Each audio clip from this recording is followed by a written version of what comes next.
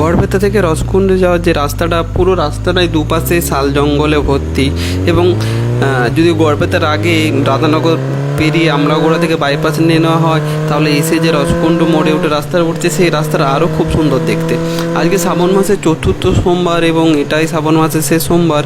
রসকুণ্ডতে এমনিতেই প্রচুর পরিমাণে ভিড় হয়, এমনি পুজোর দিনগুলোতেও ভিড় হয়, আবার শ্রাবণ মাসে জল ঢালার ব্যাপারটা নিয়ে রসকুণ্ডতে ভিড়টা এমনিতেই বেশি হয়। আগে 3টা সোমবারও ভিড় প্রচুর পরিমাণে ছিল এবং এটি লাস্ট সোমবার, তো লাস্ট সোমবারও প্রচুর পরিমাণে ভিড়।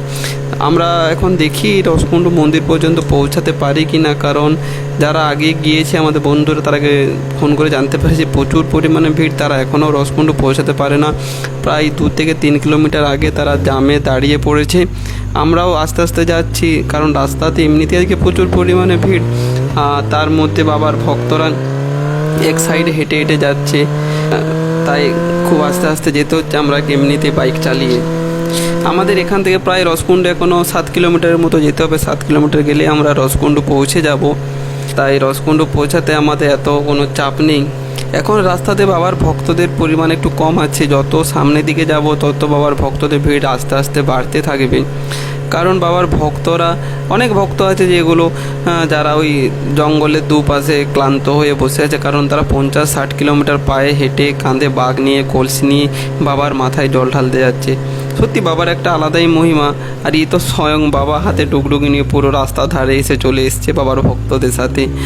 আর তারকেশ্বরে ঠিক যে পরিমাণে ভিড় হয়, রসকুণ্ডতে অতটাও ভিড় হয় না, কিন্তু এখানেও যে ভিড়টা থাকে প্রচুর পরিমাণে ভিড় থাকে। কারণ এই যে রসকুণ্ড এলাকায় গড়বেতা, মেদিনীপুর, এইদিকে বিষ্ণুপুর, বাঁকুড়া, এই সমস্ত চারপাশের মানুষই এসে এখানে রসকুণ্ডতে বাবার মাথায় জল ঢালতে আসেন।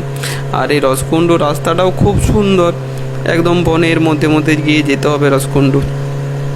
বাবার একটা আলাদাই মহিমা আছে, কারণ এখানে যে বাত হয় না, বাতের ব্যাপার নিয়ে অনেক মানুষ আসে বাবাকে পুজো দেয়, জল ঢালে। আর শ্রাবণ মাসে তো পুজো, পুরো শ্রাবণ মাসটাই মন্দিরে প্রবেশ করা যাবে না, এতটা পরিমাণে ভিড় থাকে। আমরা আর কিছুটা গেলেই রসকুণ্ড মন্দিরে প্রায় সামনে সামনে চলে আসবো। এখন থেকেই দেখা যাচ্ছে বাবার যে ভক্তরা, যে ভক্তদের ভিড় একটু বেশি। আমরা গাড়িটি এমনিতেই আসতে চালিয়ে নিয়ে যাচ্ছি। আর এখানে ছেলে মেয়ে সকলে বাবার মাথায় জল ঢালতে আসে।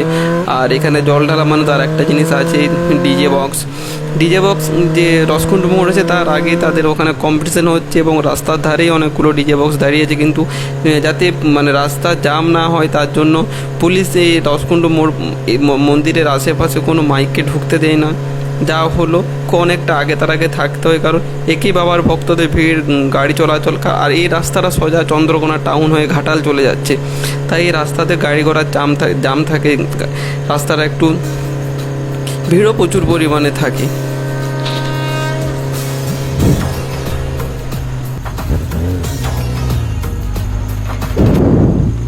আর এখানে বাবার ভক্তদেরকে জল শরবত খাওয়ানো হচ্ছে।